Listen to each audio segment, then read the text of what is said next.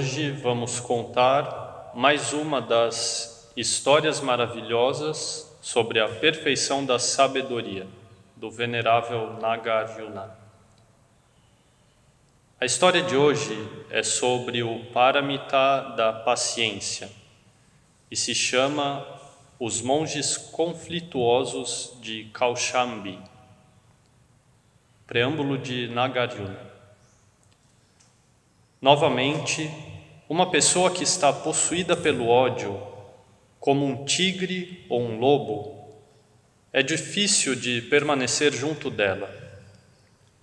Essa pessoa também é como uma ferida purulenta, que rapidamente exala secreções e se decompõe facilmente.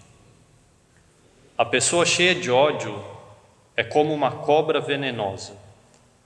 As pessoas não têm prazer em encontrá-la. A mente má da pessoa que acumula ódio torna-se gradualmente maior, de modo que ela acaba fazendo o que não se deve fazer, até mesmo matando seu pai, matando sua mãe, até mesmo matando seu governante e até mesmo desenvolvendo más intenções em relação ao Buda. Essa ideia é bem ilustrada pelo caso dos bhikshus, os monges, no país de Kaushambi. Por razões relativamente pequenas, seus pensamentos odiosos um pelo outro tornaram-se tão severos que eles se dividiram em duas facções, se dividiram em dois grupos, por causa dessa pequena advença. Se desejassem romper relações, normalmente deveriam ter esperado o final de seu retiro de 3 meses. Mas eles continuaram incapazes de resolver suas diferenças. O Buda ouviu essa notícia de que os monges disputavam. Então veio ao jardim, querendo resolver a discussão.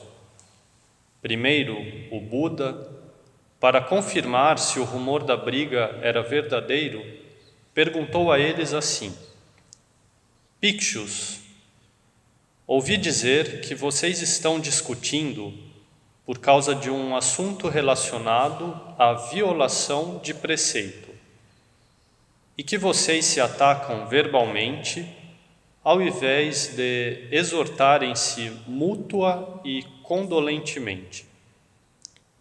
Os dois grupos não estão de acordo um com o outro e estão em desarmonia. Isso é assim? Os bhikshus responderam: Sim, é verdade, mestre. O Buda então disse: Bhikshus, há 6 maneiras que ajudam o Sangha a unificar a mente, manter-se sem conflitos, harmonizar-se e unir-se. Quais são as 6? Enquanto companheiros praticantes no Sangha, não importa se é em um lugar público ou privado, vocês devem praticar o amor benevolente através do corpo, o amor benevolente através da fala,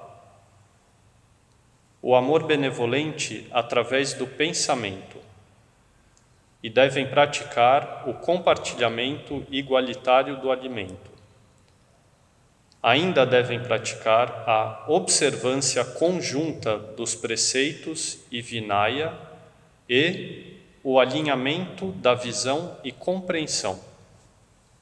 Então, as 6 maneiras de harmonizar o Sangha são: praticar o amor benevolente através do corpo, praticar o amor benevolente através da fala, praticar o amor benevolente através do pensamento, são as 3 primeiras, compartilhar igualmente o alimento, observar conjuntamente os preceitos e Vinaya e o alinhamento da visão e compreensão.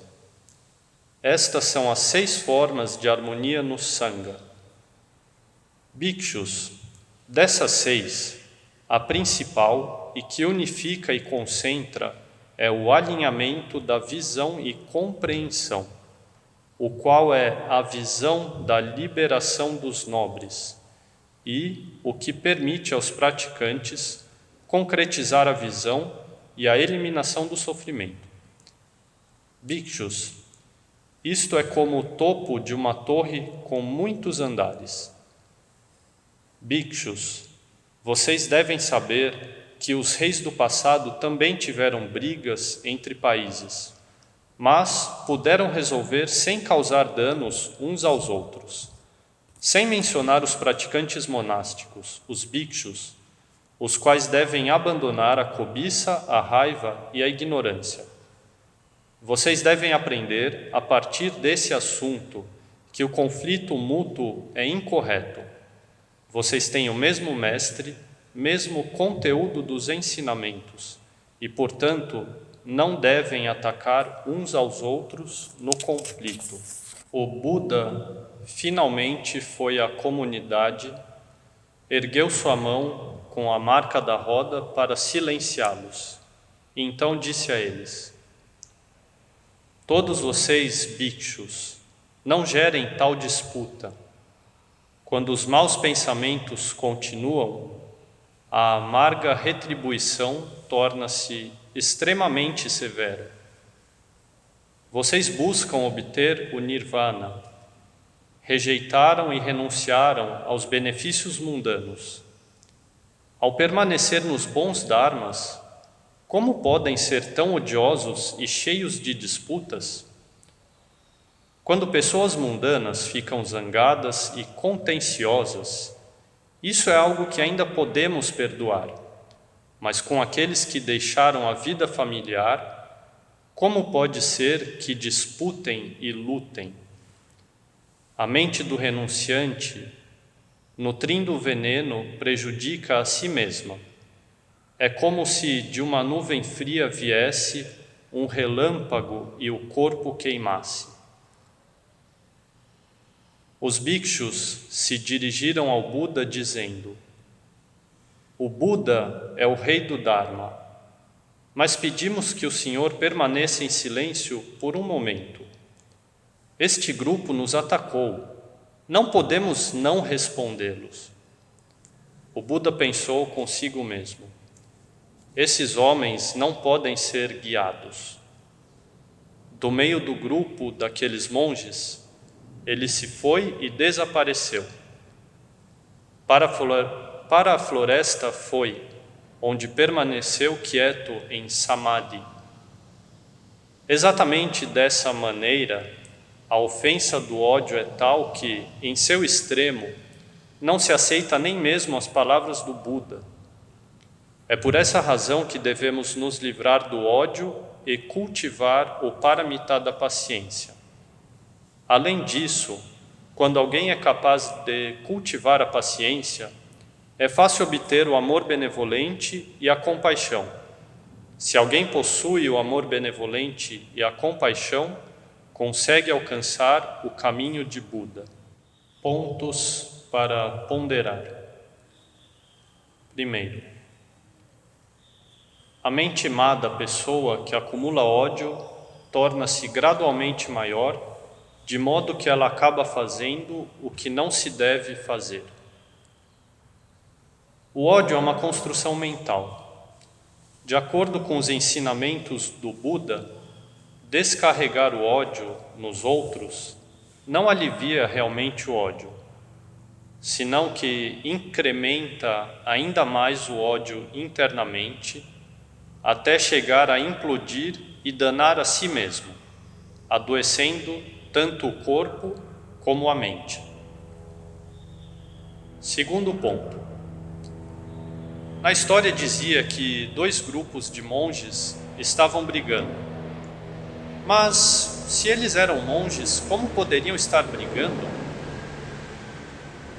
É porque ainda não eram arahants, eles não eram liberados. E ainda estavam cheios das aflições, como a cobiça, a raiva, a ignorância na mente. Devido a esse fato, eles ainda agiam com cobiça, raiva e ignorância.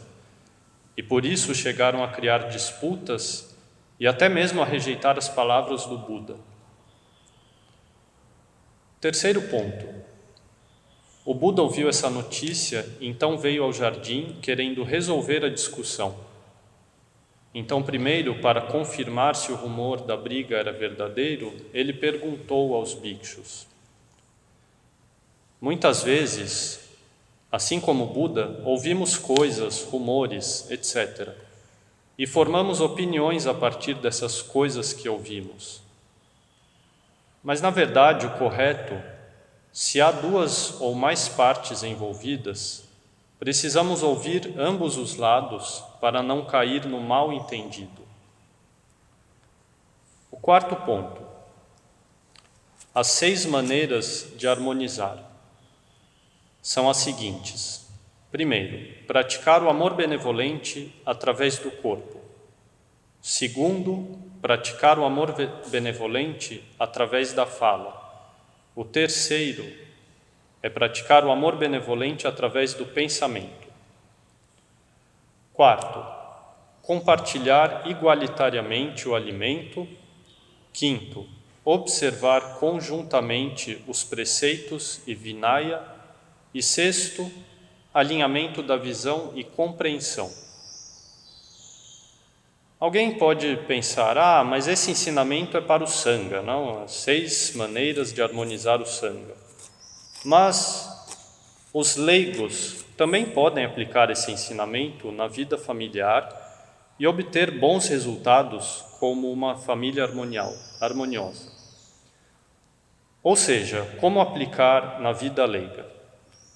Corpo, fala e mente cheios de amor benevolente em relação aos familiares, e não somente em relação aos familiares, mas também em relação aos não familiares.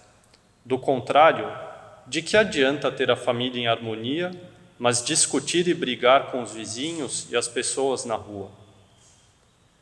Sobre a quarta maneira de harmonizar, compartilhamento de recursos.